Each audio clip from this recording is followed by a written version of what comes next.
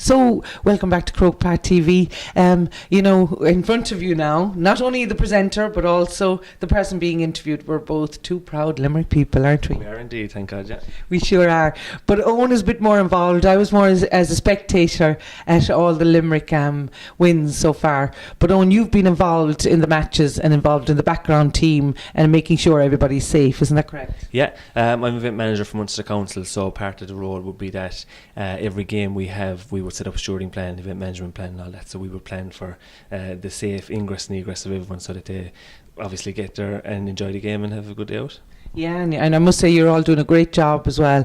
We're here today, though, specifically to talk about one issue, one I never realised before, and I've often brought them to matches, but I believe they're banned now, aren't they? These things called flares that we see the spectators zooming up. Do you want to tell us, first of all, for those viewers who are not aware, what exactly is a flare? So flares, I suppose, are designed, they're considered pyrotechnics. They fall under the Explosive Acts.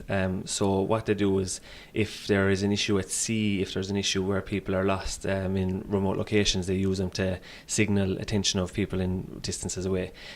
So we've confiscated a number of them, and when tested, they burn at ridiculous heats.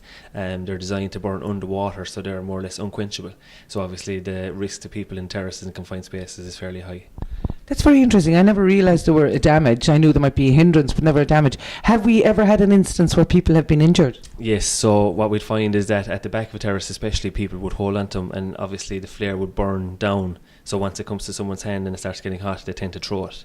So we'd have issues where people might get hit in the back or might land in their jumper and burn their jumper. We've had issues where people, when they open it, they hold it up and the person behind might get hit in the face and get a kind of a blister, burn blister or anything like that. But thankfully nothing too serious so far anyway.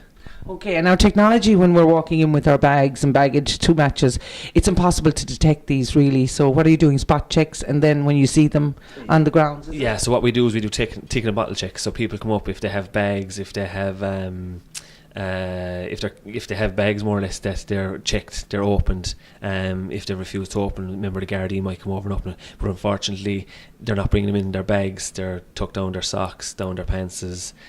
Stewards don't have right to frisk, only the Gardaí have, so that's how they're getting into the stadium. So look, thankfully the number of them is decreasing, but there are still minimal kind of ones getting into the stadium. Okay, well look, thanks for giving us the opportunity to make sure that message is out there. Put on your jeans if you want that are flares, but no flares are allowed in Munster GAA or any GAA pitch from now on. Tune in after the break and we're going to hear another Eoin, a great story from another Eoin. Okay, over and out.